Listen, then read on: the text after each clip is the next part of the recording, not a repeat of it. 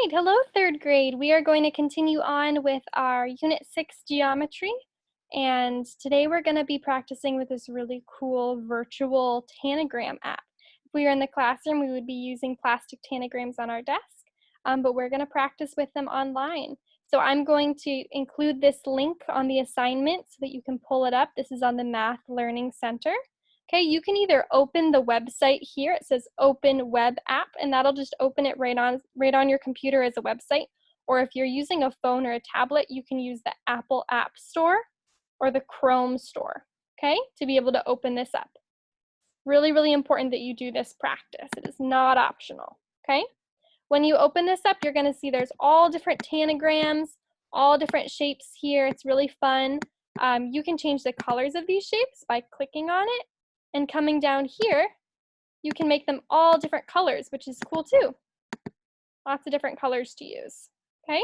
If you ever want to clear your board and put all your tanagrams away, you can click this little recycle start over button. Do I want to clear my work? Yes, I do. So I want to show you one thing that we talked about. This is a square, right? We've talked about how squares have right angles. They have 4 right angles, and a right angle is 90 degrees. Well, I can actually show you right on here. Check this out. This little button down here brings up my angle measurer, which is really cool.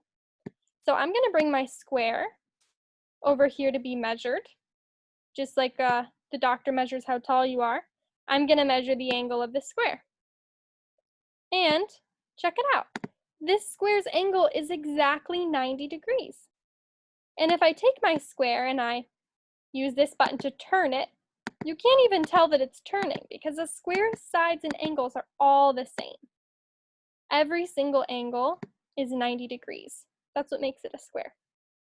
Let's check the angle of something else. Do you guys remember we talked about acute angles? An acute angle is smaller than 90 degrees. Let's look at this triangle. I bet it has an acute angle. If I pull this way, I can measure. Yep, look, this triangle has a 60-degree angle. That means it's acute. Acute is smaller. You can think of it as, acute. Cute means little. Let's check the angle of something else. How about the angle of this triangle? I'm going to spin it around using this little spinner tool. You just click and you drag. You drag to spin. Let's measure this skinny little angle over here and see what it is. Smaller than 60. Let's see. Oh, this is a 45-degree angle. 45-degree angle, it's really small. It's an acute angle as well. Very cool. All right, I'm gonna take a little break from measuring angles. I'm gonna go ahead and clear my board by pushing this button in the corner, start over. And I want us to think about, what could we create with these purple triangles? If I had 2 purple triangles and I wanted to make a square, what would I have to do? How could I make these into a square? If you know the answer, you could go ahead and tell somebody next to you. What do I need to do? Maybe I need to turn it. Is that what you said? Yep, you need to turn it around and put it right there. And now we have a nice purple little square. Let's see if it matches our orange square. It does match our orange square. Check that out. Very, very cool. Matches our orange square. Awesome. Gonna start over. There we go. Do you guys remember what this is called? Tell somebody next to you or say it out loud if you remember. What is this called? This is called a trapezoid. This is called a trapezoid. These 2 sides are parallel to each other. This one's smaller and this one's wider, but they're both parallel. They're the same distance apart. And these 2 sides over here are not parallel. These 2 sides will cross each other. They'll intersect, right? I wonder if I can make a trapezoid using other shapes. I think I can make one. I think I can. I'm gonna try to use this guy. What other shape do I need? Can you look over here? What color of shape do I need? What shape do I need to fill that in? It looks to me like it's the blue one. That doesn't work. Maybe I'll spin it around. Here we go. Check it out. I'm gonna make this all blue, I think. I'm gonna turn this one into blue. And look, now I have another blue trapezoid. Isn't that cool? Just made my own trapezoid. What about this shape? How could I make this shape using some of my other smaller shapes? Well, I can see right here, I could put a trapezoid. Look how nicely that fits. Maybe I could just use 2 trapezoids. Here we go, I could use 2 trapezoids to make this shape. I'll bring it over here. This will be our red shape. And I wonder what this shape is called. Let's count how many sides. Go ahead and count. 1, 6 sides. What is a shape called that has 6 sides? Do you remember? It's called a hexagon. A hexagon has 6 sides. Is there a different way that we could create a hexagon? Maybe with triangles?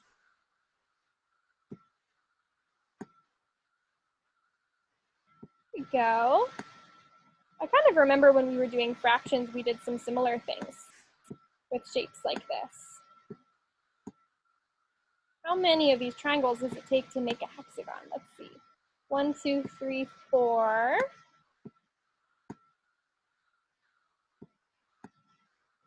5. Looks like it's going to take 6 triangles to make a hexagon. Cool.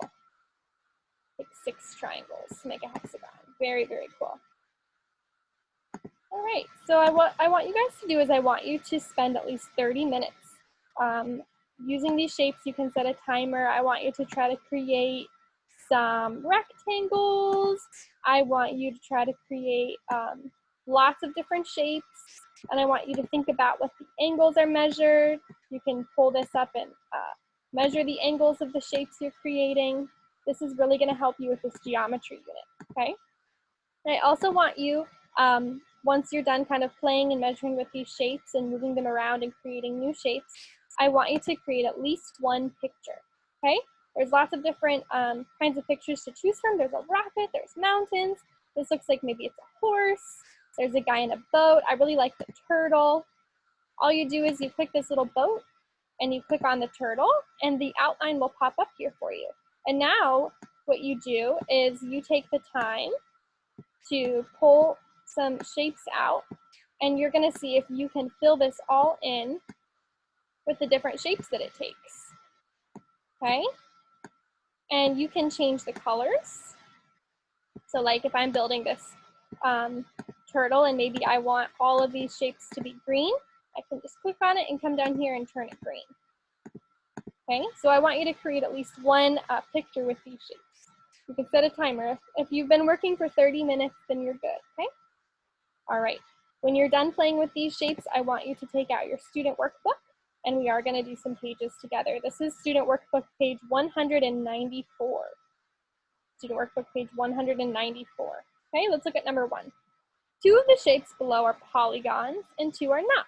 Circle the 2 polygons. Now, a polygon is just a name of a shape that has different sides, okay? Polygon is a shape with different sides. So let's look at these. This is definitely a shape, right? It has 1, 2, 3, 4, 5, 6 sides. That's a hexagon, right? This does not look like it's a polygon to me because it's open, right? It's open. This one is round. That's interesting to me. We'll have to see whether or not a round shape is a polygon.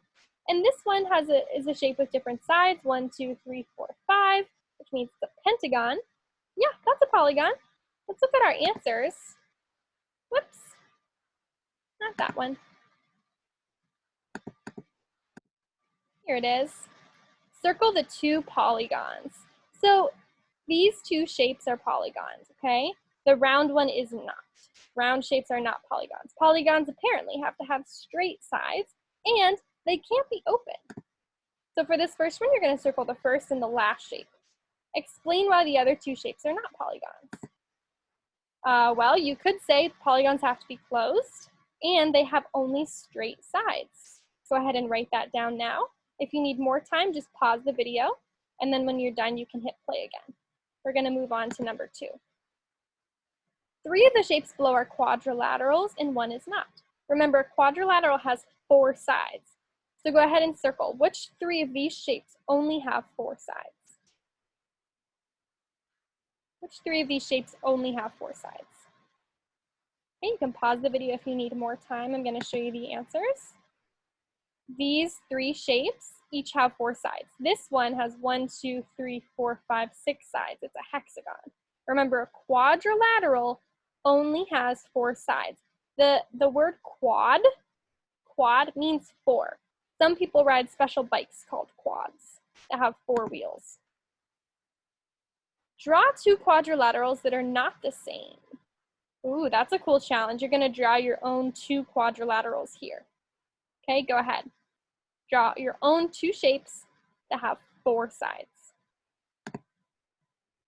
And they have some examples for you if you need some ideas. Here are 2 quadrilaterals you could use. Okay, pause the video if you need more time to draw your quadrilaterals. All right, I want you to spend time doing this multiplication now. Maybe you can skip around and do all the ones that you feel most comfortable with. Remember, when you multiply it by 10, like 10 times 6, all you have to do is add a 0. So 10 times 6 is 60.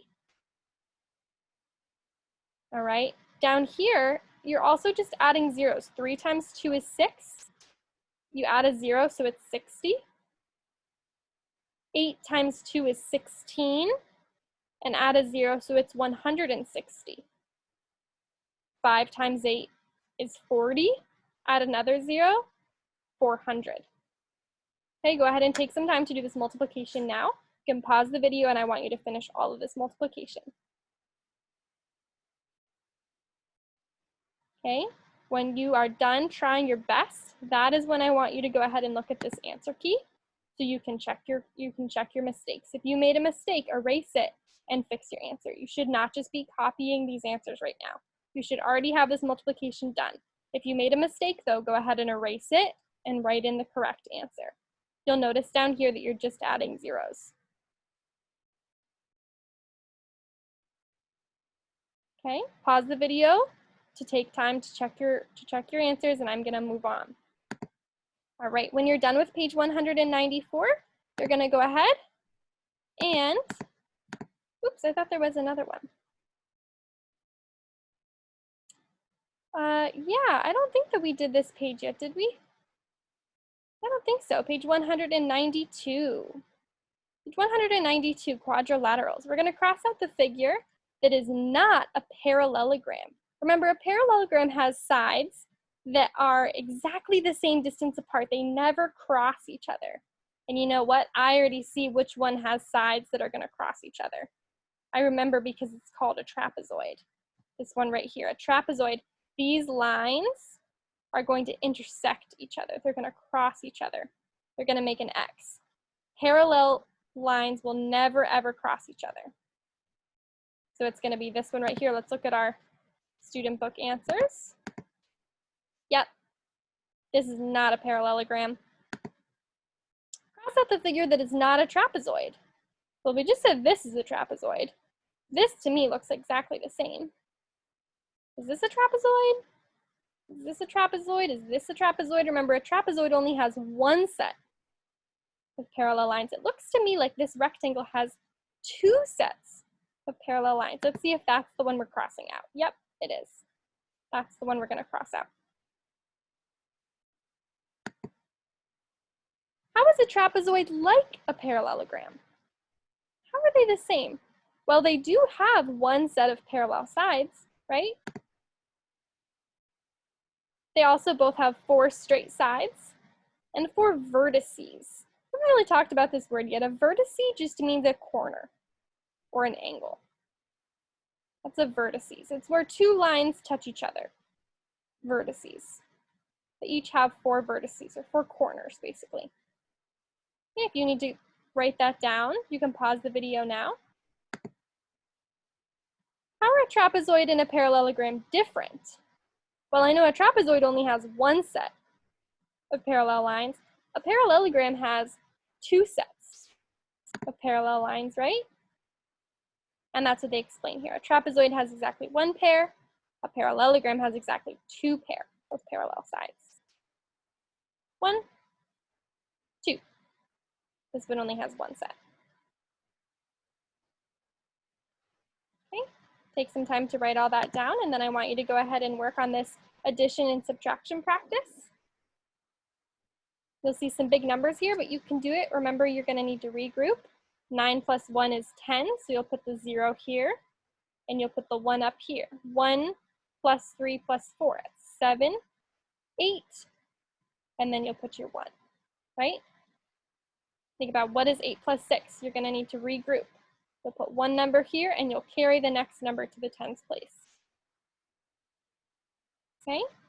And when you subtract, it looks like some of these are easier, but some of these you're going to need to cross out the 4. It'll become a 3, and this 3 will become 13 for you to subtract, right? I'm really glad they're having you guys practice this because it's been a while since we've done addition and subtraction, okay? So take your time. I want you to complete all of this. This is the last thing you're going to do for this video. When you're completely done, you can check your answers, but you are not copying down all the answers. You should have this work done, okay? Here are the answers for you to check your work. If you made any mistakes, you should erase it, and you should fix your work and write in the correct answer, okay? All right, so that's all I have for you guys right now. You should do student book page 192 and 194 like we did together, and make sure that you spend at least 30 minutes on this website, or if you're using a phone or a tablet, iPad, you're going to use an app, and you need to spend at least 30 minutes using these shapes to practice so that you're ready for geometry as we keep moving forward, okay? All right, great job, guys. And I'm excited to hear from you.